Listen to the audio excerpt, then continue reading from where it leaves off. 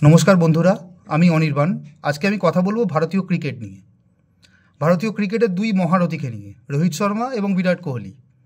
রোহিত শর্মা বেশ কিছুদিন আগে একটি ইনস্টাগ্রাম পোস্ট করে জানিয়েছেন যে তিনি আর টেস্ট ক্রিকেটে খেলবেন না, ফলে অধিনায়কত্ব আর করবেন না, কিছুই করবেন না। টেস্ট ক্রিকেট থেকে তিনি অবসর নিলেন।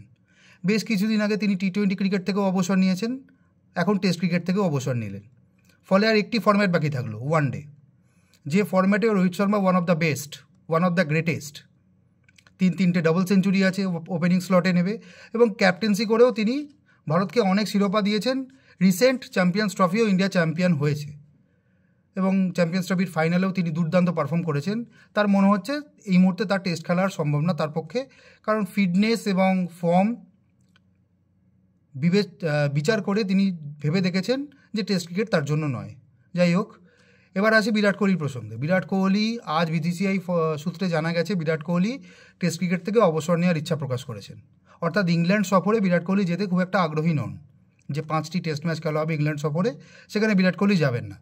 তিনিও শুধুমাত্র ওয়ানডে ফরম্যাট খেলবেন, কারণ এরা দুজনেই টি-20 ওয়ার্ল্ড কাপের পর থেকে টি-20তে অবসর নিয়েছিলেন। ফলে একটি ফরম্যাটই পড়ে থাকে এবং আইপিএলের সময় আইপিএলের যে সমস্ত ম্যাচগুলি হবে তারা দুজনে খেলবেন। এবং আমরা এই দুজনকেই দেখছি আইপিএলে তারা খুব দাপট নিয়ে খেলছেন। কিন্তু এই মুহূর্তে ভারতীয় টি-20 টিমের যা অবস্থা এবং এত তরুণ ক্রিকেটারের ছড়াছড়ি, বিরাট কোহলি রোহিত শর্মাকে না খেললেও চলে বলেই মনে করা হচ্ছে। মানে ভারতীয় ঠিক ট্যাঙ্ক তাই মনে করছে। গৌতম গম্ভীর কোচ আরও ভালো বলতে পারবেন এটা নিয়ে। তবে আমার ব্যক্তিগত ধারণা, এবং অনেক বন্ধুরাই আমার সাথে হয়তো একমত হবেন, গত 6 মাস 7 মাস কিংবা 8 মাসের মধ্যে যে সমস্ত টেস্ট সিরিজগুলো ইন্ডিয়া খেলেছে, যেমন ঘরের মাঠে নিউজিল্যান্ডকে খেলেছে এবং বাইরে গিয়ে অস্ট্রেলিয়াকে খেলেছে, তাতে রোহিত শর্মা মনে হয় একটা কিংবা দুটো 50 করেছেন, আর বিরাট কোহলি একটা সেঞ্চুরি করেছে আর একটা 50-এর কাছাকাছি রান, আর একটা 50 হয়তো হবে। এছাড়া আর কিছু কন্ট্রিবিউশন এদের মধ্যে নেই, এদের দুজনের নেই টেস্ট ক্রিকেটে। আর সমস্যা হচ্ছে এই দুজনে কেউই বল করেন না। আগেকার দিনের যারা টেস্ট ক্রিকেটার ছিলেন, যেমন সৌরভ গাঙ্গুলি বলুন কিংবা তেন্ডুলকার বলুন, এরা প্রয়োজনে 2-3 ওভার করে দিতে পারতেন এবং হয়তো কোনো ম্যাচে তারা গুরুত্বপূর্ণ সময় উইকেটও দিয়েছেন ইন্ডিয়াকে। কিন্তু বিরাট কোহলি বা রোহিত শর্মা বোলিংটা করেন না। বিরাট কোহলি কোনোদিনই করতেন না, রোহিত শর্মা ক্যারিয়ারের শুরুতে করতেন, কিন্তু এখন রোহিত শর্মা বোলিংটা করেন না। কাজেই বোলিংয়ে এরা কন্ট্রিবিউট করতে পারছেন না। এবং দেশে নিউজিল্যান্ডের মতো টিমের বিরুদ্ধে স্পিনে যা অবস্থা এদের দেখেছি, এবং বিদেশে গিয়ে প্যাট কামিংস, হেজেলউড তো ছিল না, ছেড়ে দিন, স্কট বোল্যান্ড বা মিচেল স্টার্কের এগেনস্টে এদের যা অবস্থা দেখেছি, ইংল্যান্ড সফরে এদের অবস্থা আরও খারাপ হবে, এটা আমার মনে হয়। তার কারণ ইংল্যান্ড সফরে সারাদিন বল সুইং হবে এবং ক্রিস ওকস বা জোফরা আর্চার যারা আছেন এরা সারাদিন সুইং করাতে পারেন। এখানে স্পিন বোলিংয়ের খুব একটা কাজফাজ নেই। কাজেই সারাদিন যেখানে সুইং হবে সেখানে বিরাট কোহলি এবং রোহিত শর্মার পক্ষে সার্ভাইভ করা খুব ডিফিকাল্ট। আমি জানি আপনারা হয়তো বলবেন বাকি যে প্লেয়াররা আছে তারাও কি সার্ভাইভ করতে পারবে। এবার প্রশ্ন হচ্ছে তাদের তো সুযোগটা দিতে হবে। রোহিত শর্মা প্রায় 60টার ওপর টেস্ট ম্যাচ খেলেছেন, বিরাট কোহলিরও 9 করে 100-র বেশি টেস্ট ম্যাচ খেলা হয়ে গেছে।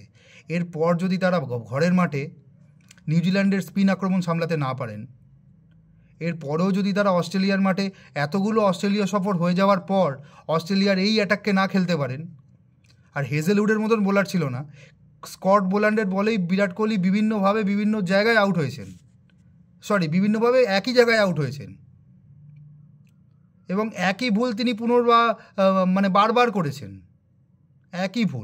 একইভাবে আউট হয়েছেন, একই ভুল করেছেন। সেটা নিয়ে প্রাক্তন যে ক্রিকেটাররা যারা ধারাভাষ্যকার হিসাবে পরিচিত, যেমন রবি শাস্ত্রী, সুনীল গাভাস্কার, ইরফান পাঠান, এরা যথেষ্ট সমালোচনা করেছিলেন এদের। তার জন্য ইরফান পাঠানকে এই রিসেন্ট আইপিএলের কমেন্ট্রি বক্স থেকেও বাদ দেওয়া হয়। এবার প্রশ্ন হচ্ছে এই দুজনের মধ্যে টেস্ট ক্রিকেট আদৌ আছে নাকি? সত্যি এদের দুজনের মধ্যে টেস্ট ক্রিকেট এই মুহূর্তে আর নেই। এরা স্পিনের বিরুদ্ধে রিফ্লেক্স দেখাতে পারছেন না।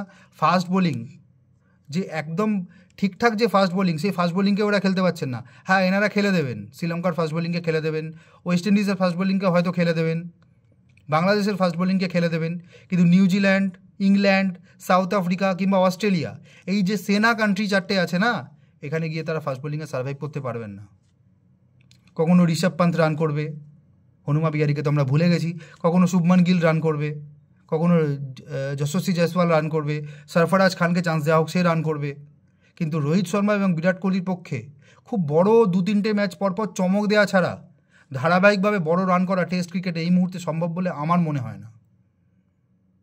হ্যাঁ, আপনাদের অন্য ধারণা থাকতে পারে, এরা যথেষ্ট বড় প্লেয়ার, ভারতবর্ষকে অনেক বড় বড় ম্যাচ এরা জাস্ট নিজেদের দক্ষতার জন্যই জিতিয়েছে, কিন্তু টেস্ট ক্রিকেট, এই মুহূর্তের টেস্ট ক্রিকেট এদের দুজনের জন্য নয়।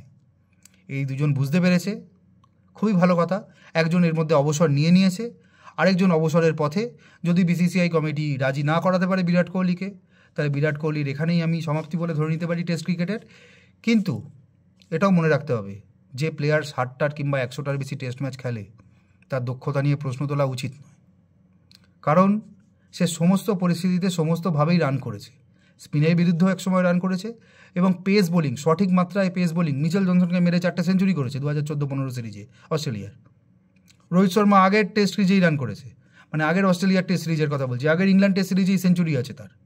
কাজেই সেই ফর্ম তারা এখানে কন্টিনিউ করতে পারেননি, তাই তারা নিজেদের ভালো মনে করেছেন, তাই অবসর নিয়েছেন। আমরা যেন এই অবসরের সিদ্ধান্তকে সম্মান করি, এবং তাদেরকে টেস্ট ক্রিকেট যদি আবার খেলতে হয়, তাহলে আবার যেন কোনো কটূক্তির মুখে না পড়তে হয়, কারণ তারা সরে যেতে চেয়েছেন। নমস্কার।